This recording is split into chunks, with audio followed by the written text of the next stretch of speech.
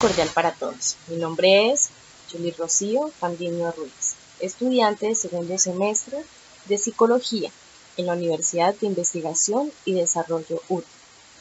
A continuación, hablaremos sobre la materia de neuroanatomía y expondremos algunos conceptos sobre la neurona, teoría neuronal, formación del sistema nervioso y componentes del sistema nervioso central, encéfalo y médula espinal. Desde la edad antigua, el hombre ha estado en una constante búsqueda de reconocimiento desde las estructuras biológicas que posibilitan y dirigen los procesos comportamentales, fisiológicos y cognitivos, generando a través del tiempo diversos tipos de explicaciones para la conducta con zonas corporales que la dirigen, las cuales fueron cambiando a través del tiempo. La ciencia es un conjunto de disciplinas científicas que se encargan de estudiar función, estructura, bases moleculares y patológicas del sistema nervioso. Las neurociencias se encargan del estudio de los diferentes elementos que forman el sistema nervioso, y esta interacción entre ellos constituyen las bases biológicas de nuestra conducta. El estudio del cerebro es tan antiguo como la misma ciencia, pues Hipócrates estableció la idea de que el cerebro no solo estaba implicado en las sensaciones, sino que es además el asiento de la inteligencia. Aristóteles se aferró a la creencia de que el corazón era el centro del intelecto y el cerebro un radiador para enfriar la sangre sobrecalentada por el corazón. Galeno sugirió que el cerebro es el receptor de las sensaciones y el cerebelo controla los músculos. Él cortó el cerebelo y encontró espacios vacíos llamados ventrículos, donde hay un líbido que se transporta al cuerpo. Las deducciones de Galeno no estaban tan alejadas de la verdad.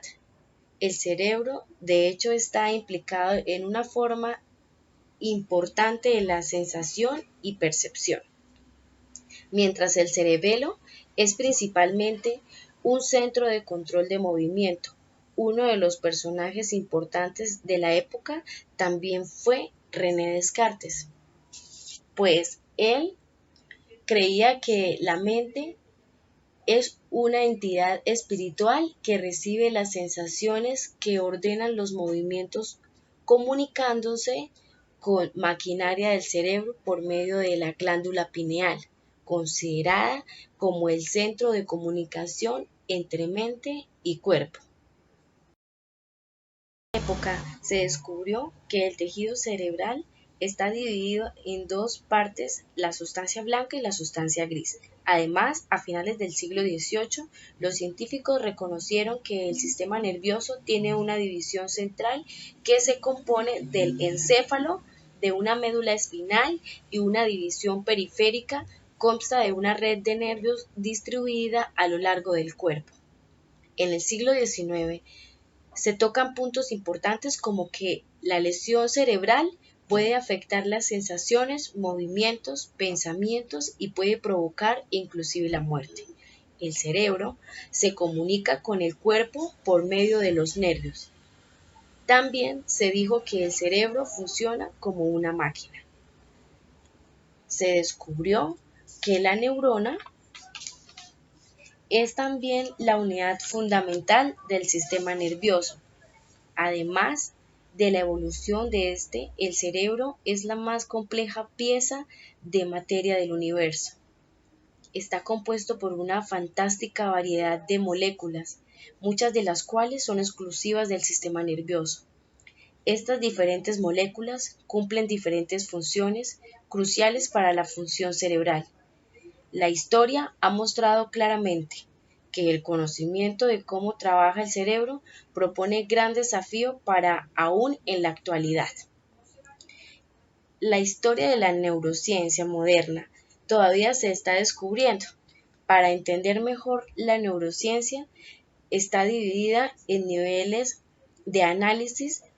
Estos niveles en orden crecientes de complejidad serían así: molecular, segundo celular, tercero sistemas, cuarto conductual y quinto cognitivo.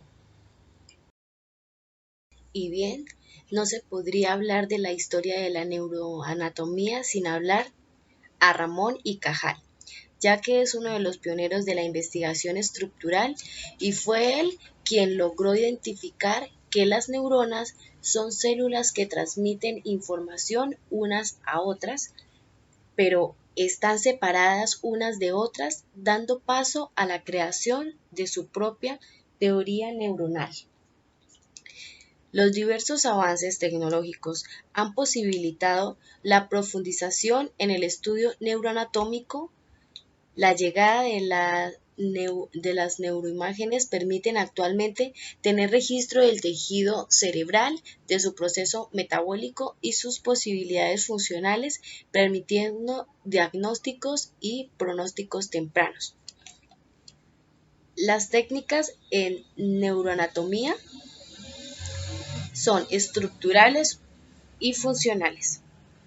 Las estructurales permiten la visualización de estructuras neuroanatómicas dadas en imágenes, placas, en escala de grises. Dan la posibilidad de obtener un registro gráfico del tejido cerebral. Entre ellas se encuentran tomografía axial computarizada, TAC, resonancia magnética, RM, angiografía y RX.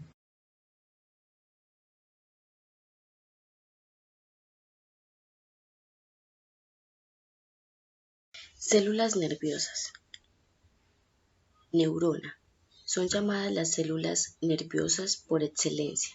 Transmiten la información sensitiva y motora, no están unidas anatómicamente y poseen estructuras que ayudan a su proceso metabólico y funcional. La información de una a otra es transmitida a través de neurotransmisores que salen de una y pasan a la otra por medio del espacio que queda entre ellas, que se denomina hendidura sináptica. Cada interrelación de una neurona a otra se denomina sinapsis. Por lo tanto, todo proceso sensitivo, cognitivo y comportamental requiere de procesos sinápticos. Las principales partes de la neurona son cuerpo celular o soma, y contiene el núcleo, retículo endoplasmático, liso y rugoso, que genera la síntesis proteica. También vamos a encontrar las dendritas, aún como receptor de señales de otras células. El axón crece a partir del cono de arranque axónico y transmite señales eléctricas llamadas potenciales de acción, es la unidad conductora. Vainas de mielina son cubiertas de grasa que aseguran la velocidad del potencial de acción. La teoría neuronal Ramón y Cajal es quien genera uno de los principales aportes a la neuroanatomía, ya que es él quien descubre que las neuronas son estructuras celulares separadas entre sí, que no poseen unión anatómica de una a otra, pero sí transmiten información. Es a partir de allí que define el encéfalo. Está compuesto por las células separadas, son unidades diferenciadas estructural, metabólica y funcionalmente. Las neuronas son unidades básicas de señalización del sistema nervioso y cada una de estas células está aislada, con las prolongaciones que arrancan del cuerpo neuronal. Los principales o principios de la teoría neuronal son dos: polarización dinámica y especificidad de conexiones. La polarización dinámica son las señales eléctricas que fluyen en dirección predecible y constante y solo en una misma dirección. Siempre la información ingresa por las dendritas y sale por el axón. Especificidad de conexión. Plantea que no hay continuidad citoplásmica entre las células nerviosas y que no se comunican de forma indiscriminada ni aleatoriamente, es decir, que existen dianas concretas y en sitios específicos para cada neurotransmisor. Los tipos de neuronas de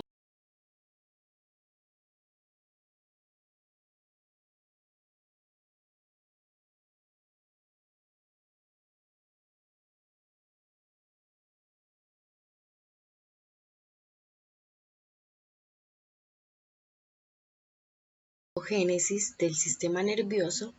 La ontogénesis del sistema nervioso hace referencia al proceso de formación del sistema nervioso y cada una de sus estructuras, la cual se realiza durante el desarrollo del embrión. Por lo tanto, también es conocida como el estudio de la embriología. El sistema nervioso es el primer sistema que se forma en el embrión desde el momento de la fecundación y después de su estructuración inicia el posterior proceso de formación de órganos y demás estructuras del cuerpo humano. Dentro de las etapas de la formación del sistema nervioso se encuentran fecundación, se une el espermatozoide con el óvulo y forman el cigoto o también llamado óvulo fecundado. Blastulación, se inicia la primera división celular. El cigoto se divide generando unas células inmaduras denominadas blastómeros. Morulación, cada blastómero se subdivide en varias células formando una estructura similar a una mora con muchas células. Gastrulación, las células de la morula se van todas hacia las paredes, dejando en el centro un espacio que luego se invagina. La parte superior se hunde hacia el fondo, quedando una especie de U, formada por 3 capas denominada gástrula.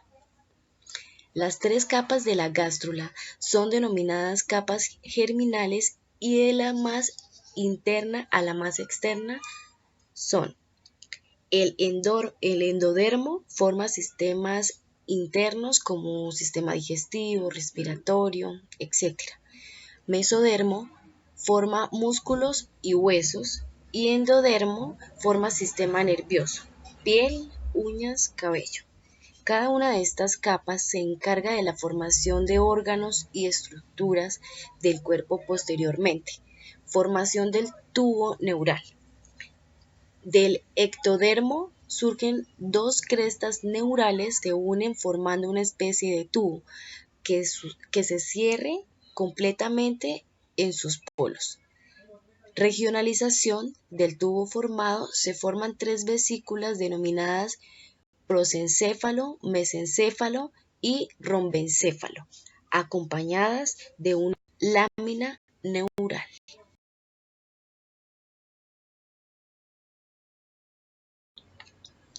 Encéfalo y médula espinal. El encéfalo es la parte del sistema nervioso en la que se localizan los centros de coordinación e integración. Se encuentra dentro del cráneo. En el encéfalo se distinguen 4 regiones, las cuales son el cerebro, el tronco cerebral, el cerebelo y el bulbo raquídeo. Y la médula espinal, columna de tejido nervioso que se extiende hacia abajo desde la base del cráneo hasta el centro de la espalda. Está cubierta por 3 capas delgadas de tejidos de protección que se llaman membranas. La médula espinal y las membranas están rodeadas por las vértebras huesos de la espalda, la médula espinal y el cerebro forman el sistema nervioso central. Los nervios de la médula espinal transportan mensajes entre el cerebro y el resto del cuerpo.